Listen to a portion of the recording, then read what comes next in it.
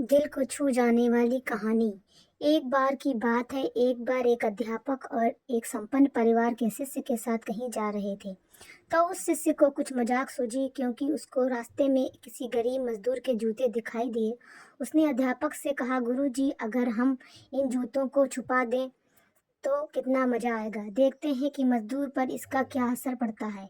अब उसका तो मजाक कर सूझ रहा था, लेकिन गुरुजी ने कहा कि नहीं, गरीब इंसान के साथ इस तरह का भद्दा मजाक करना ठीक नहीं है। उसने कहा, क्यों ना हम इन जूतों में कुछ सिक्के डाल दें और देखें कि इसका इस गरीब मजदूर पर क्या प्रभाव पड़ता है। उन्होंने ऐसा ही किया। जैसे ही मजदूर अपना काम करके लौटा और उसने अपने पाँव अपने जूते में डाला तो उसको कुछ कठोर सा महसूस हुआ। उसके अंदर हाथ डाला तो उसको कुछ सिक्के दिखाई दिए। अब थोड़ा आश्चर्य में पड़ गया। आसपास किसी को देखा तो कोई दिखाई नहीं दिया। वापस उसने दूसरे पैर अपने जूते में डाला तो वापस उसको कुछ सिक्के दिखाई दिए। अब दोनों जूतों में सिक्कों को उसने अपने हाथों में रखा और प्रभु की तरफ इशारा किया। हे प्रभु, पता नहीं किस भले मानुस ने यह सिक्के जूते में छुपाए हैं, लेकिन जिसने भी छुपाए हैं उसको मेरी दुआ है, ताकि इन पैसों से मैं अपने बच्चों और पत्नी के लिए कुछ खाना और दवाइयाँ ला सकूंगा। और इतना बोलकर वह वहां से चला गया।